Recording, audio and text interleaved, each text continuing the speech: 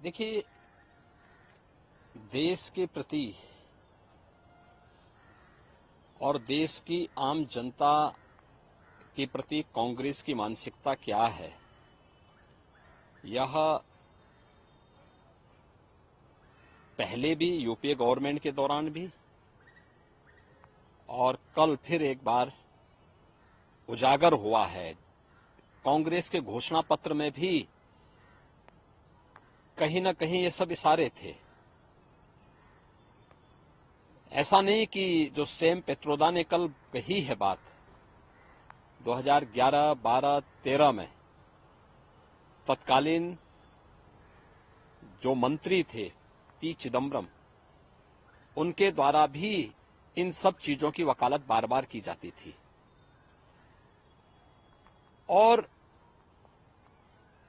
कांग्रेस जिसने देश के संसाधनों को लगभग 60-65 वर्षों तक लूटा, अब उसकी नियत लोगों की, आम जनता की संपत्ति पर लगी हुई है और आम जनता की संपत्ति पर लगे होने के कारण ही अब वह इस विरासत टैक्स की बात कर रहा है और फिर इसको बांटेगा उन लोगों को जो घुसपैठिए हैं। आखिर कौन नहीं जानता कि असम के अंदर, इस देश के नॉर्थ ईस्ट में या देश के अंदर अलग अलग भागों में जो करोड़ों की संख्या में घुसपैठी आए हैं, रोहिंग्या आए हैं, इनके पीछे तो कांग्रेस का ही वोट बैंक की पॉलिसी है। तो वह देश की कीमत पर राजनीति इन्होंने पहले से ही करते रहे हैं और विरासत टैक्स उसी का हिस्सा है। एक तरफ ये आम जनता को टैक्स लाद करके तबाह करेंगे, उनकी संपत्तियों को जबरन अपने कब्जे में लेंगे और फिर उन घुसपैठियों को, उन लोगों को देंगे जो लोग, जिनका भारत से कोई संबंध नहीं है। सैम पेत्रोदा ने कांग्रेस की उसी मंशा को उजागर करने का एक प्रयास किया और उसने उसी बात को कहा है जो कांग्रेस का वास्तव में प्रयास है। वो तो अच्छा है 2014 में कांग्रेस की विदाई हो गई, अन्यथा कांग्रेस उसको उसी समय लागू कर चुकी होती। इसलिए सैम पेत्रोदा की बात वही है जो पी चिदम्बरम कह चुके हैं और इससे पहले कांग्रेस कर चुकी है। सर, कर्नाटक मामले देखने में आए जिसमें मुस्लिम्स की ऑलमोस्ट सभी जातियों को भी शामिल करने के भी मामले कुछ सामने आ रहे हैं। आप किस तरीके से देखते हैं इसको? कांग्रेस का वक्तव्य बहुत दुर्भाग्यपूर्ण है और भारत के इस्लामीकरण करने और भारत को विभाजन की ओर धकेलने का एक कुचेष्टा का एक हिस्सा है। कांग्रेस यूपीए सरकार आने के बाद उसने उस समय भी इस प्रकार के कुत्सित प्रयास किए थे।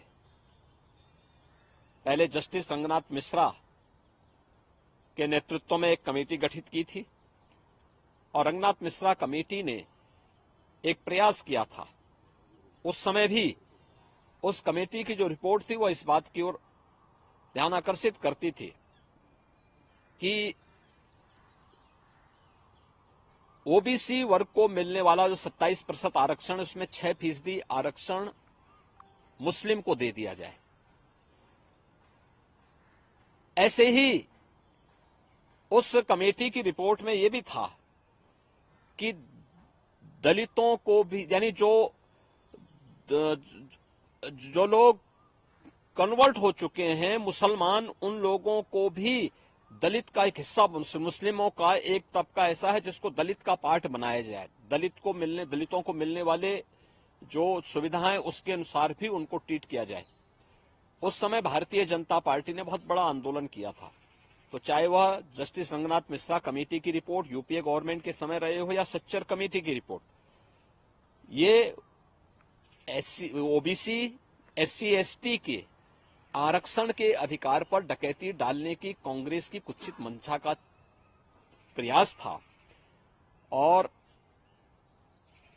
प्रधानमंत्री मोदी जी ने जिन मुद्दों की ओर देश का ध्यान आकर्षित किया है, जिस पर उन्होंने कहा है कि ये अनुसूचित जाति, जनजाति और पिछड़ी जाति के लोगों के हकों में ये लोग लूट करना चाहते हैं, लूट मचाना चाहते हैं। आपने कल कांग्रेस की कर्नाटक की गवर्नमेंट के उसको देखा है, जिसमें उन्होंने कहा कि साहब हम मुसलमानों को 32% आरक्षण देंगे। ये चीजें क्या है?